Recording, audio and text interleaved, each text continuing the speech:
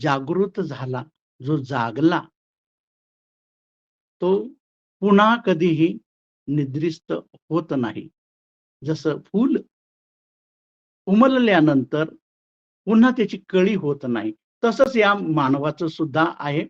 म्हणून ही गाथा सांगते. बुद्धांनी खूप उदाहरणं देऊन वेगवेगळ्या प्रकारचे आता फुलांचं बघा ना, किती छान असं उदाहरण दिलेलं आहे फुलांचं, की फुलांचा सुगंध हा अत्यल्प आहे.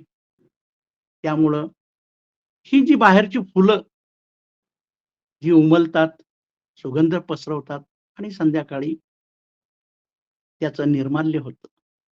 तसंच माणसाचं सुद्धा आहे. माणसाचं जीवन जिवंत असताना त्याचे सर्व आयुष्यभर तो बाहेरच्या फुलांच्या मध्ये रममान होतो. कारण बाहेरची फुलं म्हणजे रंगबिरंगी, आकार सुंदर. जसे अशी फुलं असतात, तसं माणसाच्या मनात सुद्धा बाहेरची फुलं मध्ये माणूस गुंगून जातो. बाहेरची फुलं म्हणजे रंगरूप, प्रतिष्ठा, पैसा ही फुलं जी आहेत ती क्षणभंगूर आहेत. त्या फुलांचा गंध आहे, तो अत्यल्प आहे. तुम्ही कितीही बाहेरच्या फुलांमध्ये रमला, तर ते आज आहे, उद्या नाही. परंतु मनाचं, जागृततेचं किंवा शीलाचं फूल जर उमललं, तर ते फूल एकदा जर उमललं, तर त्याचा गंध संपूर्ण आसमंतात आणि देवलोकांपर्यंत सुद्धा पोहोचतो. ही आपली पहिली गाथा. आपण या गाथेचं जे तर आता तो शील म्हणजे काय? शीलवान माणूस म्हणजे काय? या संदर्भात ही दुसरी जी गाथा आहे, तर ते आपण थोडंसं आता समजून घेऊया, की माणूस जागृत झाला तर त्याला सर्व हे समजेल. कारण फुलांचं उमलणं त्या फुलाला, त्या कळीला वाटतं, की मी फुलते ती खूप आनंदी होते. पण त्या कळीला माहीत नाही, की मी उद्या उमलणार आहे, ती स्वप्न पाहत राहते. कळीचं स्वप्न असतं, की मी उमलणार आणि उमलून माझी सुगंध संपूर्ण वाटणार मी. परंतु त्या कळीला माहीत नाही, की तिचं उमलणं म्हणजे तिचं निर्माल्य होणं सुद्धा लगेच होणार असतं. म्हणजे म्हणून बुद्धांनी या गाथेत उदाहरणं देऊन सांगितलेलं आहे, की तुमच्या मनात असं एक फूल आहे, तुमच्या मनात असं एक फूल आहे, की जे शीलाचं आहे. ते जर फुललं, ते जर उमललं, तर त्याचा सुगंध देवलोकांपर्यंत जाईल आणि अशा शील संपन्न, अप्रमादात राहणाऱ्या म्हणजे जागृत अवस्थेत राहणाऱ्या त्या ज्ञानामुळं असा जो माणूस होईल, तर त्याला त्याच्या मार्गामध्ये मार येऊ शकत नाही किंवा त्याचा मार्ग वासनेची देवता ज्याला म्हणतात, की मार. मार हा शब्द आपण देवता हा शब्द वापरत नाही. नाहीतर काही याच्यामध्ये वासनेची देवता म्हणतात. पण आपल्या बौद्ध धर्मामध्ये त्याला मार म्हणतात. मार म्हणजे तो मारतो. माणसाच्या जागृततेवर घाला घालतो किंवा मारतो. त्या जागृततेला मारतो असा जो मार, मग ते अहंकार असेल, वासना असेल, राग, लोभ, मोह हे सर्व ते माराचं. तर त्याच्या अशा ज्ञानी माणसात, की ज्याच्या शीलाचं फूल उमललेलं आहे आणि तो या ज्ञानामुळं, की शील म्हणजे काय? याच्या संदर्भात आपण आता, की शीलाचा सुगंध देवलोकांपर्यंत पोहोचतो किंवा शीलाचा सुगंध कधीही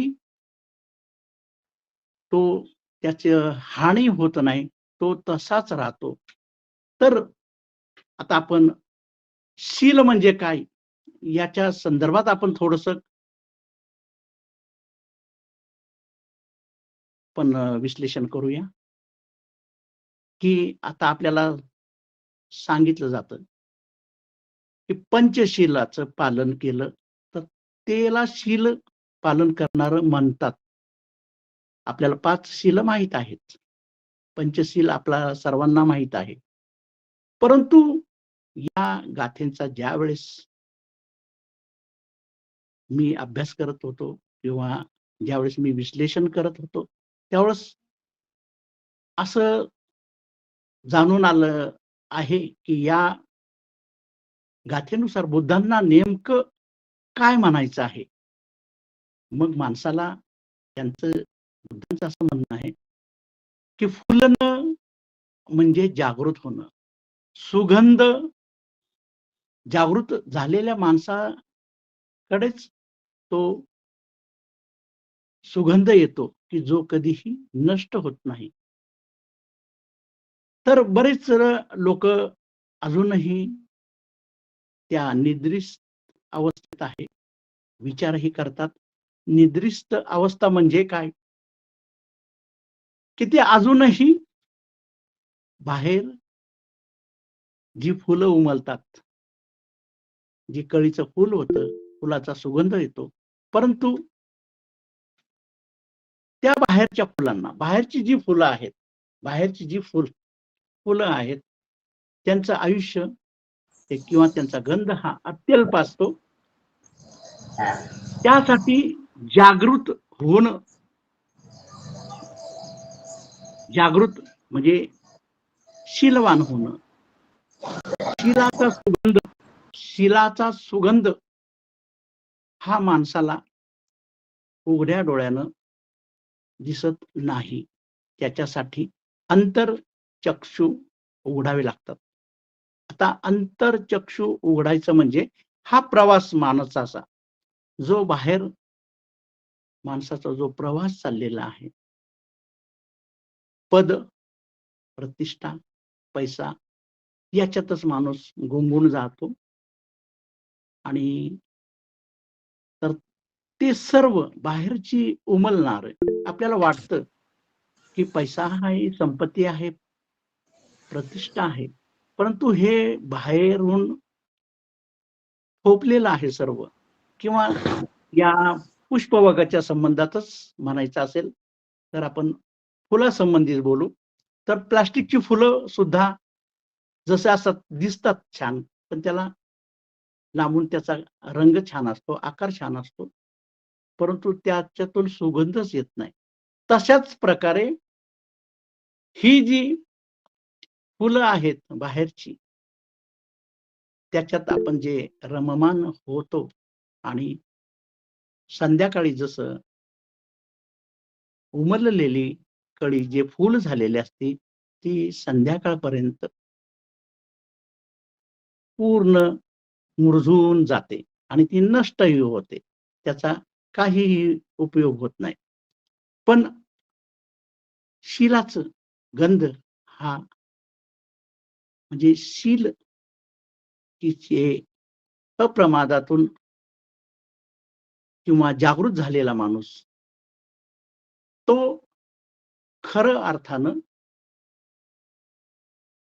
शीलवान होत असतो आणि ते ज्ञान, ते ज्ञान जेव्हा त्या व्यक्तीला प्राप्त होईल, तेव्हा त्याच्या मार्गामध्ये मार हा कधीही येत नाही आणि त्या शीलवान व्यक्तीचा प्रवास हा त्या मार्गावरून अतिशय उमलण्याच्या दृष्टीनं होतो आणि एकदा जागृत झालेला, उमललेला माणूस पुन्हा तो कोमजला जात नाही.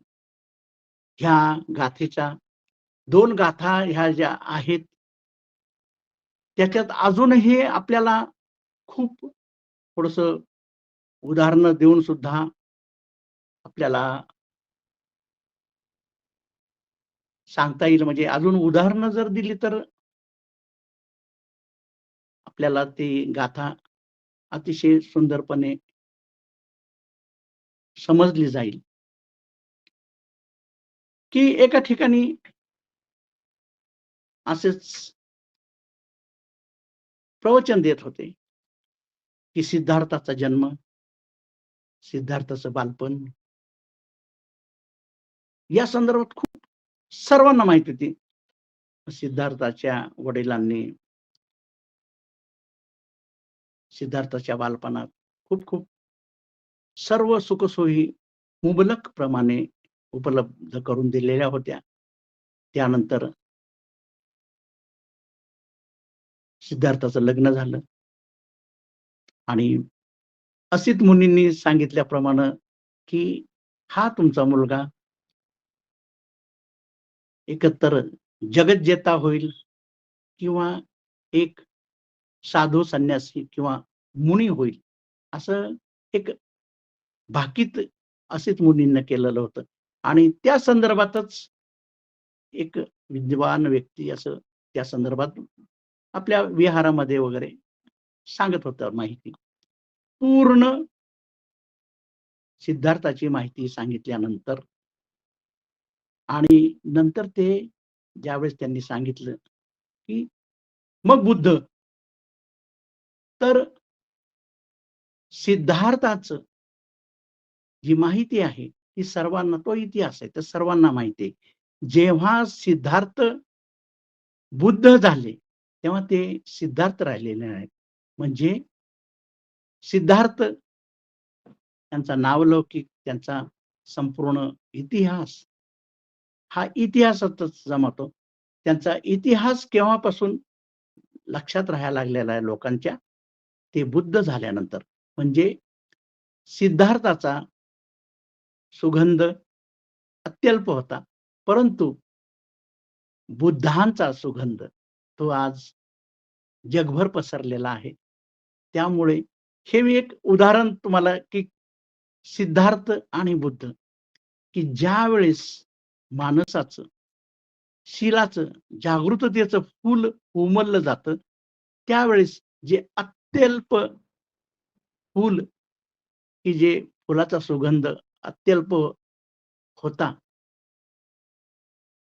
त्यानंतर ते उमजून गेलेला आहे. कारण ते फुलांचा सुगंध हा अत्यल्प असतो. फुलाचं जीवन हे क्षणभंगुर असतं. ते सकाळी उमलतात आणि संध्याकाळी नष्ट होतात.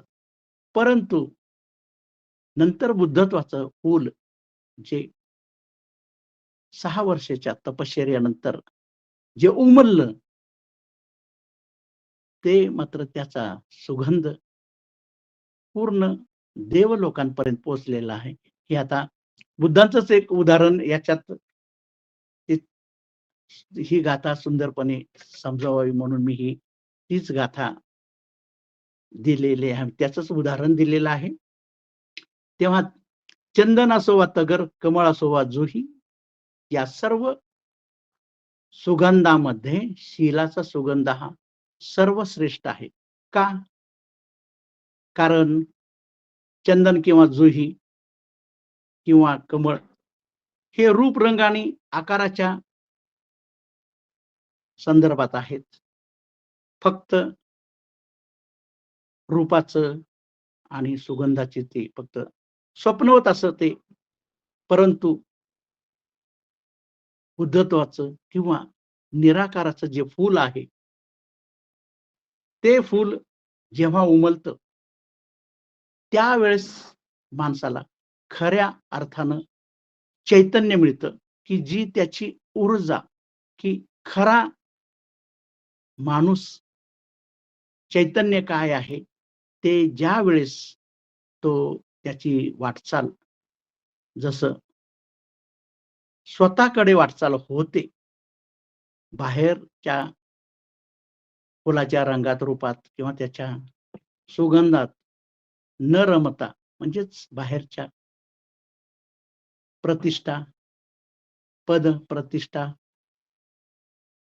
याच्यात न रमता किंवा अहंकार ही ही जी फुलं आहेत, ही क्षणभंगूर फुलं आहेत. ही सगळी क्षणभंगूर फुलं आहेत. ती आज आहेत, उद्या नाहीत. म्हणून त्या सुगंधापेक्षा शीलाचा गंध, सुगंध हा सर्वदूर पोहोचतो. तर आता शील याच्या संदर्भात आपण चरित्र म्हणतात ना, की काही लोकांचं चरित्र आपण शील आणि चरित्र वेगळं आहे. तर आपण सध्या काय म्हणतो, की चरित्र म्हणजे शील. परंतु तसं नाही. ते एक आपण समजून घेऊ. चरित्र म्हणजे काय आहे, की वरून एक लादलेला आहे. कारण माणसानं ते बनवलेलं असतं, की माणसांचे काही नियम बनवलेले आहेत. असं वागा, अशा पद्धतीने पूजा करा, अशा पद्धतीने जगा. हे त्याला आपण एक चरित्र म्हणतो किंवा स्वभाव म्हणतो, की जो त्याच्या आतून आलेला नाही. समाजाने, बाहेरच्या लोकांनी त्याच्यावर ते संस्कार केलेले. आपण एक संस्कार म्हणू. चरित्र. चरित्र म्हणजे काय, की संस्कार जे होतात, त्याप्रमाणे हे सुद्धा माणूस घडला जातो. कारण संस्कार आणि शील हे दोन्ही वेगळे आहेत. या गाथेतून, की बुद्धांना हेच सांगायचं आहे, की चरित्र वेगवेगळ्या प्रकारचे असतील, की आता चरित्र जर या संदर्भात म्हणायचं असेल, तर हिंदू धर्मात जो माणूस जन्म घेतो, त्याचे संस्कार वेगळे, म्हणजे त्याचे ते चरित्र त्याचं. मुसलमान धर्मात जे जन्म घेतात, त्यांचे संस्कार वेगळे. ख्रिश्चनांमध्ये जे जन्म घेतात, त्यांचे संस्कार, त्यांचं ज्ञान ते वेगळं. कारण त्याच्यातच माणूस त्या संस्काराच्या दृष्टीने वागला जातो, वागतो. तर ते खऱ्या अर्थानं ते शील होत नाही. शीलवान जो माणूस कसा आहे, की या तिन्हीही आता आपण या धर्माचा सुद्धा थोडक्यात असं जर अभ्यास जर आपण समजा केला, तर आपल्याला कळून येईल, की शील जे बुद्धांना म्हणायचं आहे, त्याचा अर्थच वेगळा आहे. त्याचा अर्थ अतिशय त्या आचरण आणि शील हे 2 वेगवेगळे भाग आहेत. चरित्र किंवा संस्कार हे प्रत्येक धर्मानं जे दिलेले आहेत, त्या धर्माच्या ज्या तत्वांनी त्यांच्या तत्वानुसार आता समजा उदाहरणार्थ जैन समाजात जर माणूस जन्मला असेल, तर त्याच्यावर संस्कार काय असतो, की जैन समाजामध्ये संध्याकाळी जेवण बनवत नाही.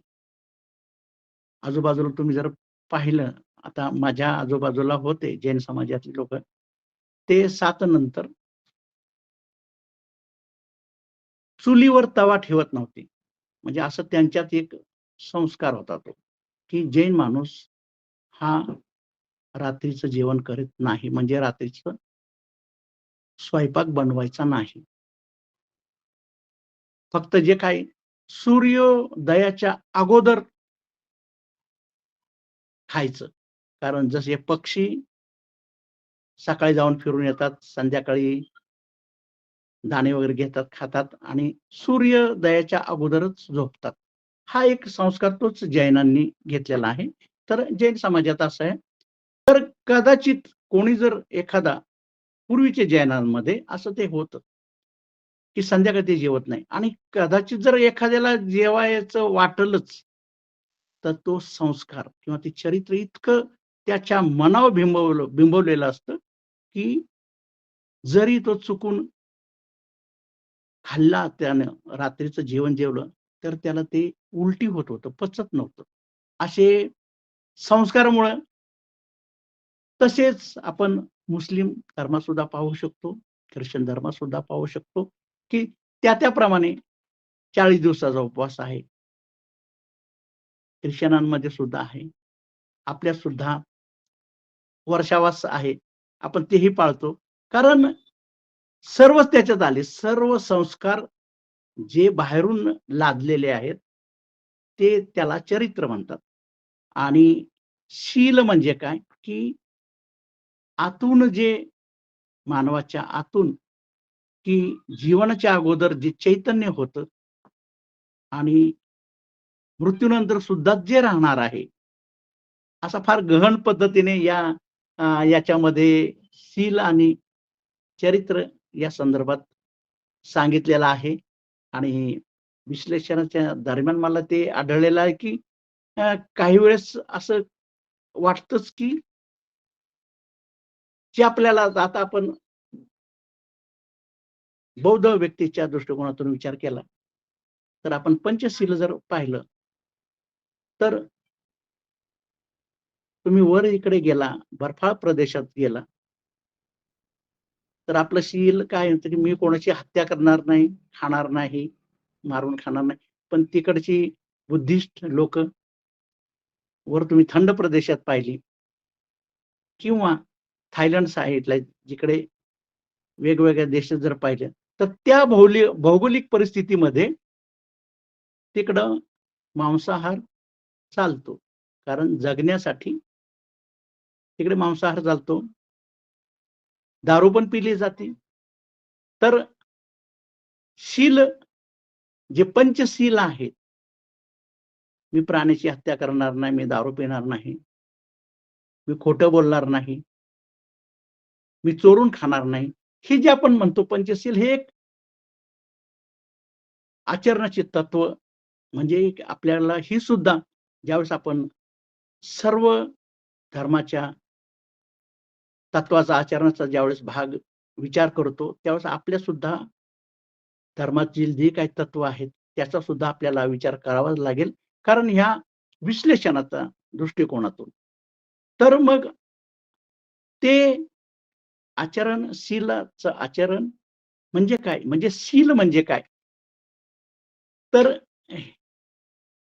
ख्रिश्चन किंवा मुस्लिम किंवा बौद्ध किंवा जैन त्या-त्या धर्मानं त्या-त्या तत्व जी टाकलेली आहेत, त्याच्यानुसार माणूस वागत असतो. मग ती एकमेकाला ची विरोधी तत्व म्हणून सुद्धा होतात. परंतु प्रेमाचं तत्व, प्रेम, करुणा हे तर सर्व धर्मामध्ये सारखंच आहे. प्राणी मात्राबद्दल प्रेम बाळगा, लोकांबद्दल प्रेम भावना ठेवा, मैत्री भावना ठेवा.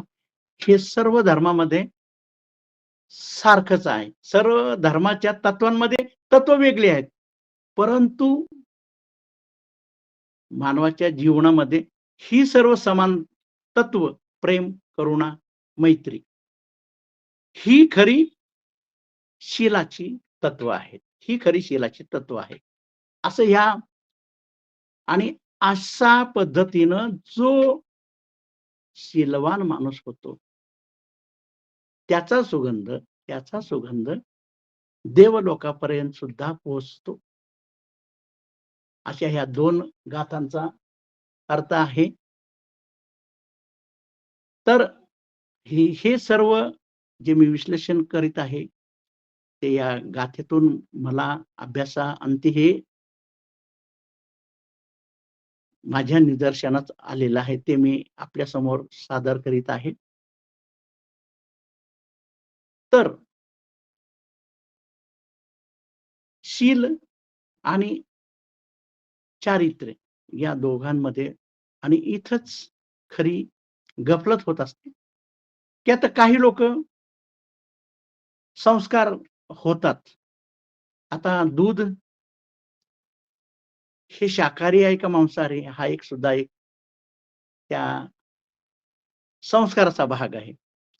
आता शास्त्रीयदृष्ट्या जर पाहिलं तर लाल पेशी आणि पांढऱ्या पेशी प्रत्येकाच्या शरीरामध्ये आहेत.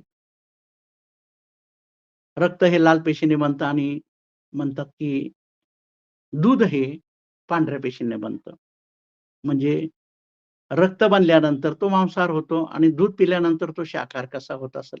तर तोही तर काही लोकं म्हणतात की ते रक्त नाही, ते दूध आहे आणि दूध अशी धारणा आहे की दूध हे शाकाहारीच आहे.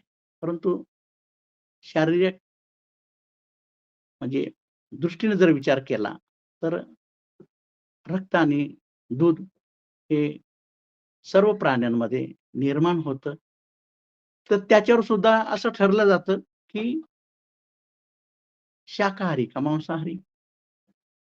तसंच अंड खाणारे लोकं सुद्धा म्हणतात, की जोपर्यंत त्याच्यामध्ये जीव निर्माण होत नाही, तोपर्यंत ते अंड शाकाहारी. म्हणजे ह्या सर्व संस्काराचा भाग आणि जेव्हा त्याच्यातून अंड्यातून पिल्लू निघणार, तेव्हा ते मांसाहारी. म्हणजे ह्या ज्या संस्काराच्या भागांमुळं माणूस बाहेरच्या या या जगात ज्यावेळेस रमलतो, म्हणजे बाहेरच्या रंगरूप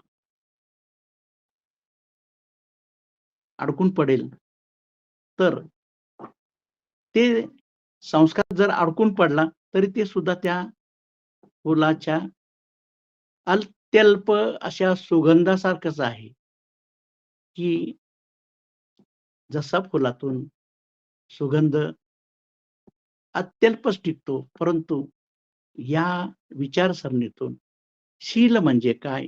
या विचारसरणीतून जर त्याचं स्पष्टीकरण केलं, तर शील वेगळं आहे आणि संस्कार वेगळे आहेत. पण आपली गफलत अशी होत आहे, की आपण त्या संस्कारांनाच शील समजलो आहोत आणि त्यामुळं म्हणून ह्या गाथेत म्हणतात, की योग्य ज्ञानामुळं मुक्त झालेला मानव त्याच्या मार्गात म्हणजे योग्य ज्ञान म्हणजे शीलासंबंधी आणि संस्कार. संस्कार आणि शील हे 2 वेगवेगळे भाग आहेत. तर ज्याला संस्कार आणि शील वेगळं-वेगळं करता येतं असा माणूस, असा मुक्त झालेला माणूस त्याच्यावर वासनेचा देवता किंवा मार हा त्याला अडवित नाही. हा या 2 गाथेंचा अतिशय जर गंभीरपणे जर विचार केला तर खरं शील आणि काय आहे ते साधारणतः ह्या 2 गाथेच्या ह्याच्यातून मी ह्या विश्लेषणातून तुम्हाला सांगितलेलं आहे, की चरित्र वेगळं आणि शील वेगळं. तसंच ते हिंदूचं चरित्र वेगळं, मुसलमानाचं चरित्र वेगळं, ख्रिश्चनाचं वेगळं असेल, जैनांचं वेगळं असेल, शिखांचं वेगळं असेल, आपलंही वेगळं असेल. पण प्रत्येकात प्रेम हे समान आहे, करुणा ही समान आहे. मग तिथं नाही हिंदू नाही, मुसलमान नाही किंवा ख्रिश्चन नाही. जसं विहीर खोदताना आपण सुरुवातीला विहीर सर्वांना माहीत आहे, की विहीर खोदताना प्रथमतः पाणी जे लागतं, ते घाण पाणी साधारण प्रथमतः येतं. कारण जमिनीमध्ये थोड्या भागापर्यंत आजूबाजूच्या नाल्याचं किंवा घाण पाणीचं मुरत असतं आणि ते पाणी त्याची चव आपण पाहिली तर ती दुर्गंधयुक्त लागतं. पण ती जर विहीर आपण 40 फूट, 20 फूट, 50 फूट खोदत गेलो खाली, तर त्या विहिरीमध्ये शुद्ध पाण्याचा झरा आपल्याला मिळतो. कारण वरचं जे संस्कार आहेत, वरवरचे संस्कार आहेत, ते कसे आहेत? ते दुर्गंध मिश्रित आहेत. त्यामुळे ते तुम्हाला दुर्गंधयुक्तच लागणार. वरवरचे संस्कार म्हणजे जसं विर्क होता. पण त्या विचारांच्या आत खोदत जर गेला, तर जसं विहिरीतून शुद्ध आणि निर्मळ पाणी येतं, तसंच माणसाच्या विचारा अतिविचार खोदत गेल्यानंतर निर्विचार अवस्था जेव्हा होती, म्हणजे ही जे संस्कार माणसावर जे आचरणाचे किंवा जे चारित्र्याचे संस्कार जे माणसाच्या मनावर जे बिंबलेले आहेत, ते विचारहीन जेव्हा होतील, तेव्हा शुद्ध पाण्याचा झरा मिळेल. म्हणजे शुद्ध ज्ञान प्राप्त होईल. हा ज्ञानाशी संबंधित जागृततेशी संबंधित हे मी तुम्हाला ते उदाहरण त्या विहिरीचं दिलेलं आहे. तेव्हा पुढच्या आता 2 गाथाचं आपण घेऊया. हे साधारण ह्या 2 गाथ्याचं इथपर्यंत आहे. पुढच्या दोन्ही गाथाचं जसे महामार्गावर टाकलेल्या कचऱ्यातून मनोहर सुगंधित कमळ उगवते, तसेच कचऱ्यासमान अज्ञानाने आंधळ्यासमान सामान्य जनात सम्यक संबुद्धचे शिष्य प्रज्ञेने खूप चमकतात. ही गाथा 58 आणि 59.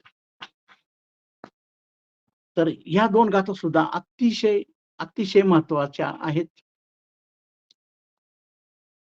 तर महामार्गावर म्हणजे जसं आपण रस्त्याच्या कडेला कचऱ्याचा ढीग बरंच आपण जाता येतो पाहत असतो.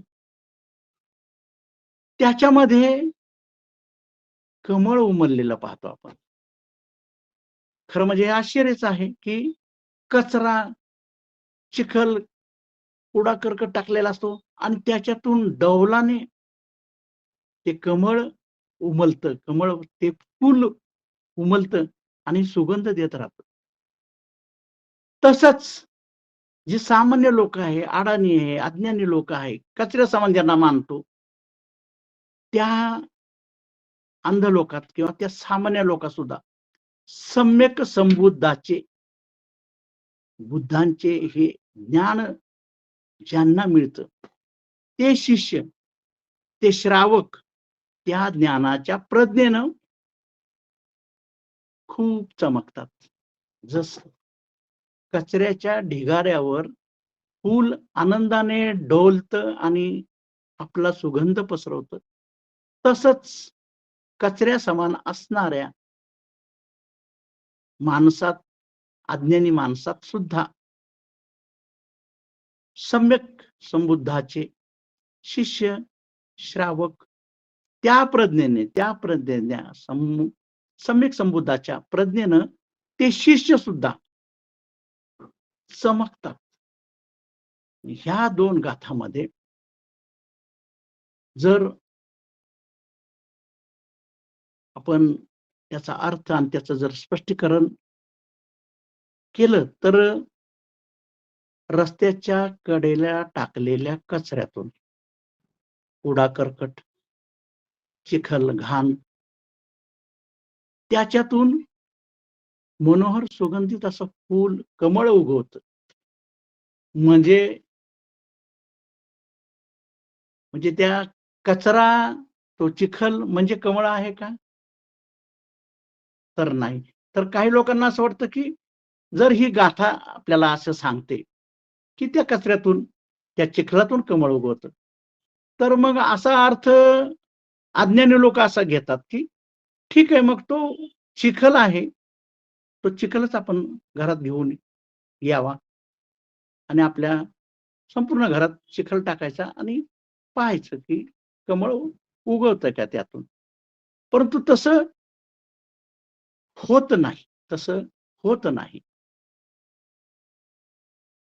त्या चिखलात कमळ दडलेलं आहे. कमळाचं फूल असण्याचं म्हणजे कमळ होण्याचं गुण त्या चिखलातच आहे. या चिखलातच आहे. परंतु मग आता माणसाच्या बाबतीत जर म्हणायचं असलं तर काम, क्रोध, लोभ, मोह हा जो चिखल आहे त्याच्यातूनच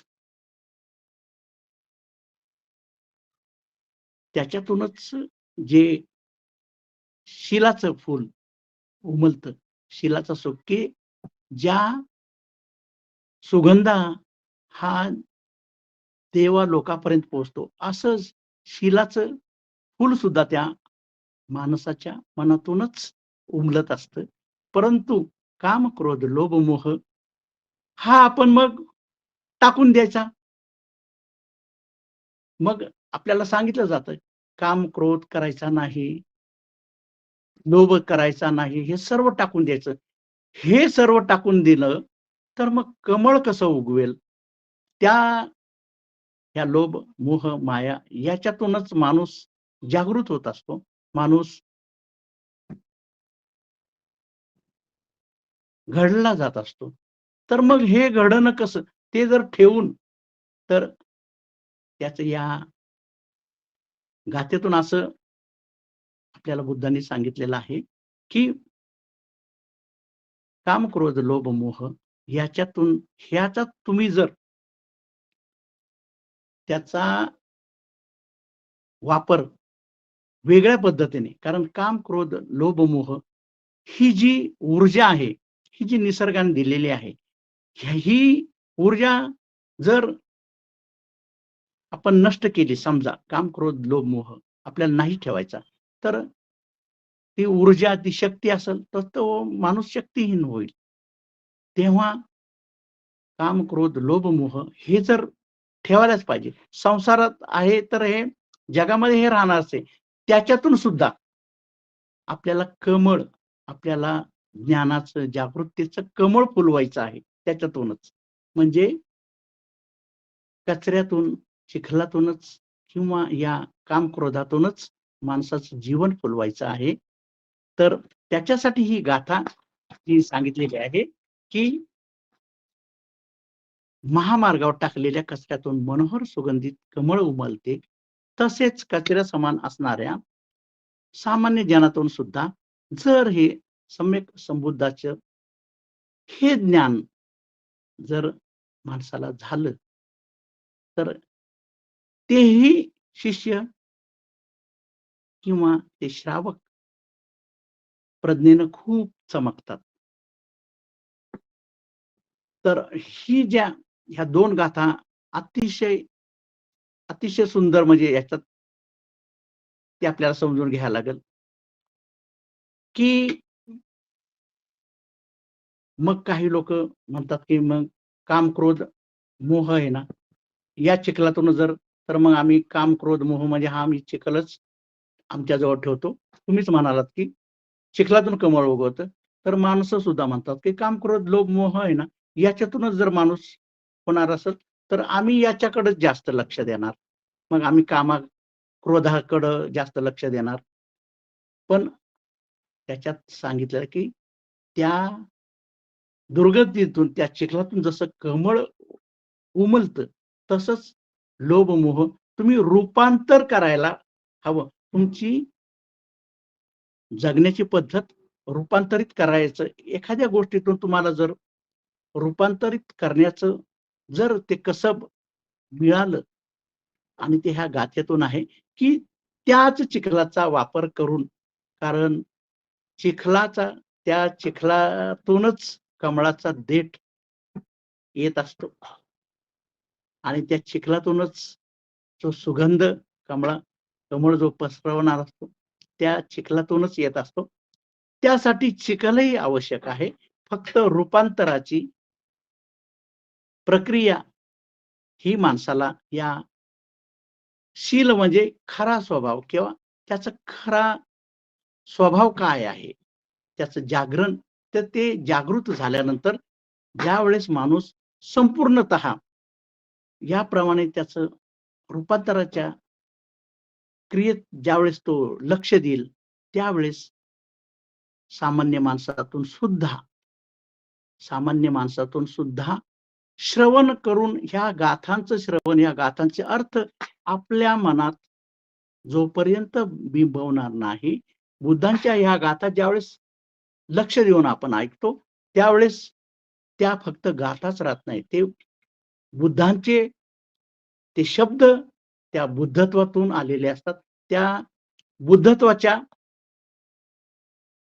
त्या शब्दांना बुद्धत्वाचा गंध चिकटलेला असतो आणि ज्यावेळेस बुद्धत्वाचा किंवा जागरूकतेचा गंध ज्यावेळेस तुमच्या आमच्या मनामध्ये जेव्हा रुजला जाईल त्या गाथांचा, म्हणून हे शब्द काही लोकं फक्त ऐकता बुद्धांचे ह्या गाथा ऐकता जागृत झालेले आहेत आणि जागृत झाल्यानंतर ते पुन्हा कधी झोप झोपलेले नाहीत. कारण बुद्धांकडून बुद्धत्वाचा जे एक बीज त्या लोकांच्या मनात पडलेलं आहे आणि मग त्या बीजाला खत-पाणी देण्याचं काम, कारण त्याच बीजापासून आपण त्याला जोपासलं, त्याचं आचरण केलं, त्या पद्धतीने या सम्यक संबुद्धाच्या जे वर सांगितलेलं आहे, की रूपांतराची तुम्हाला प्रक्रिया करावी लागेल. तुमचं काम क्रोध आहे, याच्यातूनच तुम्हाला करुणा निर्माण होते. म्हणून म्हणतात ना, की वैर वैरातून वैर शमणार नाही. त्याला प्रेमच करावं लागेल. तसंच काम क्रोधातून रूपांतर करूनच तुम्हाला प्रेम मिळेल, म्हणजे निर्माण करावं लागेल. तेव्हा या गाथांचा ज्यावेळेस बुद्धांना किंवा ज्ञान प्राप्त झालं किंवा महावीरांना ज्ञान प्राप्त झालं, तेव्हा ते त्यांना शुद्ध असं ज्ञान प्राप्त झालं. बुद्धांना सुद्धा ज्यावेळेस ज्ञान प्राप्त झालं, तेव्हा त्या शिलाचा सुगंध, त्या ज्ञानाचा सुगंध, अशा कथा आहेत, की बुद्धांना ऐकायला ब्रह्मलोकातून सर्व देवता येत होते ऐकण्यासाठी. कारण बुद्धांना जे ज्ञान झालं होतं, बुद्धांचं जे फूल उमललं होतं, त्याचा त्या ज्ञानाचा सुगंध देवलोकांपर्यंत पण गेला होता.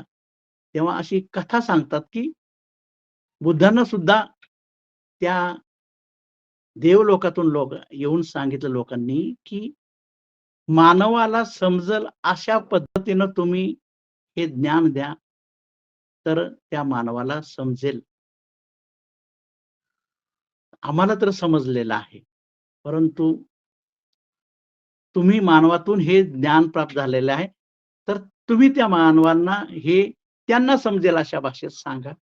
बुद्धांना सुद्धा ज्ञानप्राप्ती झाल्यानंतर ही जागृत अवस्थेची बुद्ध सुद्धा 7 दिवस शांत बसलेले आहेत.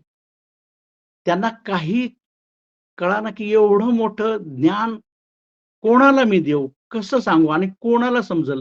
मी तर हे हिरे देईल, लोकांना ते वाटेल हे दगड दिलेत का काय? कारण त्यांना पारखच नाही. मी सोनं देईल, लोकं समजतील हे पितळ आहे. म्हणजे कसं लोकांच्या त्या मानसिकतेतून कसं समजून सांगावं, म्हणून बुद्धांनी सुद्धा प्रथमतः 5 पंचवर्गीय भिक्खूंना पहिलं ज्ञान दिलं. कारण त्यांची ते समजण्याची पात्रता होती आणि मग नंतर ते आपल्यापर्यंत आलेले आहे आणि अशा पद्धतीने हे जागृतपणे हे ज्ञान झालेलं आहे. त्याचा प्रचार आणि प्रसार झालेला आहे. ज्यावेळेस डॉक्टर बाबासाहेब आंबेडकरांनी सुद्धा आपल्याला बौद्ध धर्माची दीक्षा द्यायचं ठरवलं, तेव्हाच बाबासाहेबांनी सुद्धा घोषणा कधी केलेली आहे? 20 वर्षापूर्वी, की मी जरी हिंदू धर्मात जन्मला असला तरी मी हिंदू धर्मात मरणार नाही. तर त्यांनी या मानवाला जागृत करण्याचा, मानवाला मैत्री भाव निर्माण करण्याचा, प्रेम निर्माण करण्याचा, स्वातंत्र्याचा कुठला धर्म आहे, त्याचा बाबासाहेबांनी सुद्धा अभ्यास केला. हे सर्वांना आपल्याला ज्ञात आहे. आणि ज्यावेळेस नागपूर ठिकाणी ज्यावेळेस दीक्षा द्यायची होती बौद्ध धर्माची, त्यावेळेस संपूर्ण समाज अज्ञानी, अडाणीच होता. तुमचे, आमचे आई-वडील ज्यांनी ह्या बौद्ध धर्माची दीक्षा घेतली, ते सुद्धा अडाणीच होते. परंतु त्यांनी ह्या गाथेप्रमाणे काय काय कसं केलेलं आहे? कचऱ्यासमान अज्ञानाने, अंधकारात असलेल्या सामान्य जनात सम्यक संबुद्धाचे शिष्य प्रज्ञेने खूप चमकतात. तसंच बाबासाहेबांनी सुद्धा प्रथमतः त्यांनी खूप अभ्यास केला आणि त्यांनाही नंतर वाटलं, की ह्या धम्म मी देतोय, पण माझा तर समाज तर अडाणी आहे. कसं कसं होणार? बाबासाहेबांना सुद्धा त्यावेळेस हे झोप येत नव्हती, की कसं कसं आहे माझ्या लोकांना हा तर धम्म खूप ही मानवतेच्या कल्याणासाठी, विकासासाठी हाच धम्म योग्य आहे. पण माझा समाज अडाणी, अज्ञानी आहे. परंतु बाबासाहेब सुद्धा बोधिसत्व त्यांनीही संपूर्ण गाथांचा त्यावेळेस आणि ते जगलेत. या गाथांचा अभ्यास केलाच नाही, तर ते सुद्धा जगलेत या गाथांच्या ह्या ज्या आपण विश्लेषण करीत आहोत. तर त्यांनी सुद्धा ते आपण बोधिसत्व बाबासाहेबांना आपण बोधिसत्व म्हणतो. तर त्यांनी सुद्धा ज्यावेळेस ह्या अज्ञ जनांना कसं हा मोठा धम्म कसा सांगावा, त्यासाठी मग बाबासाहेबांनी 22 प्रतिज्ञा पण दिलेल्या आहेत. त्या पण तुम्हा आम्हा सर्वांना माहिती आहे. म्हणून 22 प्रतिज्ञा आणि बौद्ध धम्म ह्या सर्वांचं एकत्रितपणे जर केलं, तर आपल्याला ह्या गाथेतून मग आपल्याला हे लक्षात येईल, की जसं महामार्गावर टाकलेल्या कचऱ्यातून मनोहर सुगंधित कमळ उमलतात. तसेच कचऱ्या समान असणाऱ्या किंवा अज्ञानी सामान्य जनात जर या सम्यक संबुद्धांच्या या तत्व, या गाथाची जी तत्व आहेत, ती जर रुजवली तर ते शिष्य, उपासक, उपासिका सुद्धा प्रज्ञेनं खूप चमकतील. तर ह्या उपवर्गातील ह्या गाथा सर्व फुलांच्या संदर्भातच उदाहरण देऊन कमळ आणि चिखल किती अंतर आहे? कमळ चिखलातून येतं. तसंच आपल्याही जीवनात जर बुद्धत्वाचं बीजारोपण जर केलं, बुद्धत्वाच्या तत्वाचं आणि ते आपल्यात जाऊ दिलं, त्याला आपण खतपाणी दिलं आचरणाचं आणि आपल्या तर त्या आपल्या सुद्धा अज्ञानातून किंवा आपल्या सुद्धा मनातून, आपल्या मनातून हे कमळ फुललं जाईल आणि त्याचा सुगंध संपूर्ण जगभर पसरला जाईल आणि तो सुगंध एकदा जर या माणसाच्या मनाचं जर फूल उमललं, माणसाच्या मनाचं जर फूल उमललं, शीलाचं फूल, ते शीलाचरण, तो सुगंध जो आहे शीलाचा, तो सर्वश्रेष्ठ आहे, की तो कधीही नष्ट होत नाही. म्हणून चंदन, तगर, जुही या सर्व फुलांचा सुगंध हा अत्यल्प आहे. परंतु शीलाचा सुगंध हा सर्वोत्तम आहे आणि तो सुगंध सर्व आसमंतात पसरतो, देवलोकांपर्यंत जातो. तेव्हा या सर्व या पुष्प वर्गातील अतिशय महत्त्वाच्या गाथा आज इथं संपत आहे. तर दुर्गंध, दुःखी असलेल्या जीवनातून, त्या दुर्गंधातून आपण जर जागृत व्हायचं असेल, तर आपल्या मनातलं फूल आपल्याला उमलवायला पाहिजे. हां, जर दुर्गंधालाच जर सुगंध मानणार असेल किंवा झोपेलाच जागृतपणा मानणार असाल, तर गोष्ट वेगळी.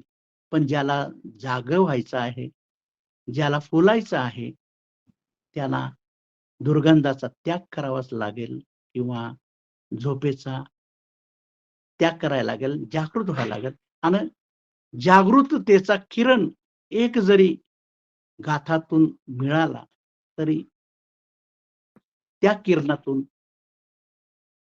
पूर्ण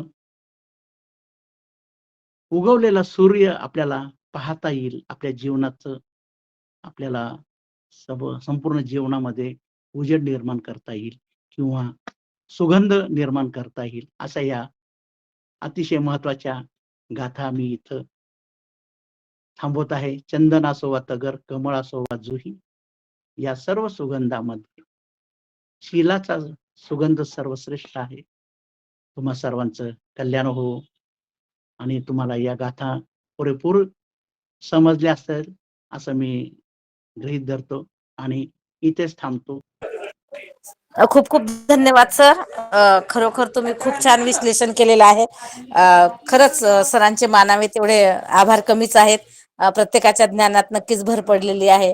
आणि तुम्ही जे उदाहरण दिलेलं आहे सर, की जैन लोक रात्रीचं जेवत नाहीत, तर याचं तुम्हाला एक उदाहरण मी आता म्हणजे महिनाभरापूर्वी घडलेली गोष्ट आहे. मी बाहेर गेले होते आणि मी सुद्धा 7 वाजता जेवते, म्हणजे पर्यायी एखाद्या वेळेस लेट होते, पण मला ते 7च्या आत जेवायला आवडतं. कारण तो जो काही आयुर्वेदाचा नियम आहे, तो नियम आहे की सूर्यास्ताच्या आधी जर जेवलं तर ते आपल्या शरीरात आरोग्याला आपल्या फायदेशीर असतं. तर त्यांनी मला विचारलं, तुम्ही लवकर जेवता, तुम्ही जैन आहात का? म्हणजे एखाद्या धर्माचे संस्कार एवढे हे राहतात की त्या संस्कारानुसार व्यक्तीला ओळखलं जातं.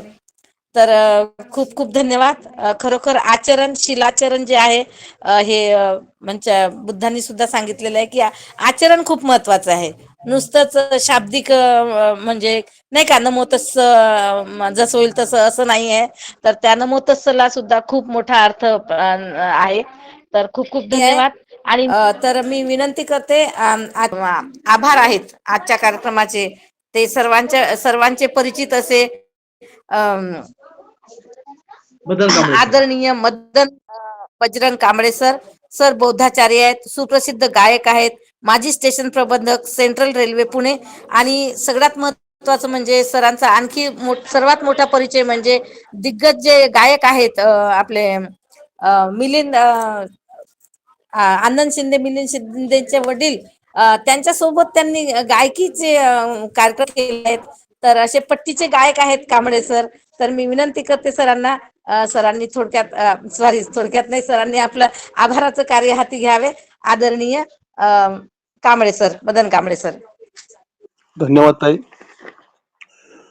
सर्व आदर्शांना वंदन व कोटी कोटी प्रणाम करून आज दिनांक 4 नोव्हेंबर 2024 वार सोमवार, संविधान जागृती देशाची प्रगती अंतर्गत विशेष व्याख्यानमाला पुष्प क्रमांक 974. आजचा विषय होता धम्मपद गाथा विश्लेषण भाग 15. पुष्पवर्ग अर्थात पुष्पवर्ग गाथा नंबर 56 ते 59. व आजचे प्रमुख प्रवक्ते होते आदरणीय अरविंद लिंबाजी जगताप, सेवानिवृत्त लेखा परीक्षक, रक्षा लेखा नियंत्रक कार्यालय, गोळीबार मैदान, पुणे. यांचे मी समितीतर्फे व ग्रुपवरील सर्व बौद्ध उपासक उपासिका, सर्व श्रोतेगण व मान्यवर या सर्वांच्या वतीनं सहर्ष स्वागत करतो. आभार मानतो त्यांचं आणि खूप कौतुकही करतो. त्याचप्रमाणे आदरणीय दादू सोनवणे यांनी आपल्या कंठातून, गायनातून गाथा पठण केल्या, त्यांचे पण आभार व्यक्त करतो. गाथांचे विश्लेषण खूप छान व साध्या आणि सोप्या भाषेत चांगल्या प्रकारे मांडलं आहे. मानवाचे जीवन फुलाप्रमाणे असते, शिलाप्रमाणे आहे. विकारमुक्त करणारा गौतम बुद्धांचा धम्म आहे, त्याचे आचरण सर्वांनी केले पाहिजे व विकार नष्ट केले पाहिजे व स्वच्छ विचारसरणी ठेवली पाहिजे. खूप खूप अभिनंदन अरविंद जगताप सर, तसेच दादू सोनवणे यांचं देखील मी मनापासून कौतुक आणि आभार व्यक्त करतो. आणि यामध्ये मनोगत व्यक्त करणारे आदरणीय अशोक गायकवाड हे नेहमीच आपल्याला थोडक्यात का होईना पण नेहमी आघाडीवर असतात. आघाडीवीर म्हटलं तरी चालेल त्यांना. आवर्जून ते कार्यक्रम पूर्ण ऐकतात आणि आपलं प्रत्येक कुठला का मग तो वक्ता असू द्या त्यांचं तोंड भरून कौतुक करतात. असे आमचे अशोक गायकवाड यांचं आभार मानतो. तसेच गायकवाड गुरुजी देवरुडहून त्यांचे देखील आभार मानतो.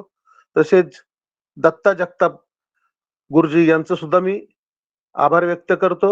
तसेच आमचे आदरणीय मोठे बंधू ज्ञानोबा कांबळे गुरुजी यांनी सुद्धा खूप, कारण ताई प्रत्येक वेळेला म्हणतात की आमचं कुठलं का लेक्चर असाना गुरुजींची थाप ही आम्हाला खूप काही गोष्टी सांगून जातात.